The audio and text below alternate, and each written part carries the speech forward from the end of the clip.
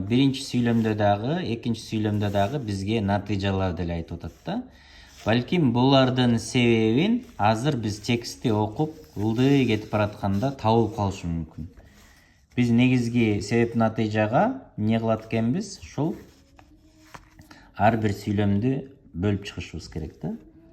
Андагы болуп жаткан өзгөрүүлөр адамдын жан дүйнөсүндө оң же терс таасирин тийгизе берип, психологиялык же физиологиялык ооруларга чалдыктырышы да ыктымал экен дейт. Муну кандай кылып ойлонобуз эми мына карагыла. Андагы болуп жаткан, эмнедеги болуп жаткан? Айлана чөйрөдөгү болуп жаткан кубулуштарды айтып атат, андан кийин андагы деп айтыптыр. Андагы болуп жаткан өзгөрүүлөр адамдын жан дүйнөсүнө оң же терс таасирин тийгизе берип дейт. Демек, айлана чөйрөдөгү могу кубулуштар, могу жакта кубулуштар айтылды го. Демек, бияка жазабыз. Кубулуштар. Кубулуштар эмне кылат экен? Адамдын жан дүйнөсүнө оң же терс таасир тийгизет экен. Оң же терс таасир тийгизет. Кыскартып эле.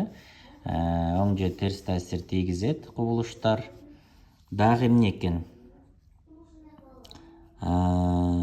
Адамдын психологиялык же физиологиялык ооруларга чалдыктырышы да ыктымал экен дейт да. Ыктымал деп атат эми бул.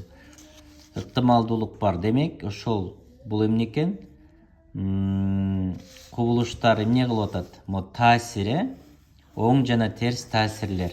Ошондо бул жакка өтөт. Оң, терс, муну оңду плюс, терсти минус кылып дагы кыскартсак болот да, жазып отурбай.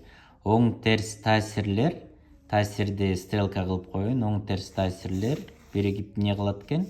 Психологиялык жана физиологиялык дейт, психологиялык, физиологиялык ооруларга чалдыктырышы мүмкүн.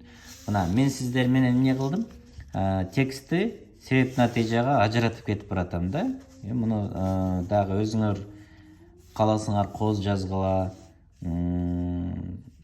цветной маркерлерди колдонсоңор болот. Ушинтип текстти, мына могу текстти бүт ажыратып чыгыш керек да. Келгиле азыр дагы улантып кете берейин. Ошол себептен дейт. Демек,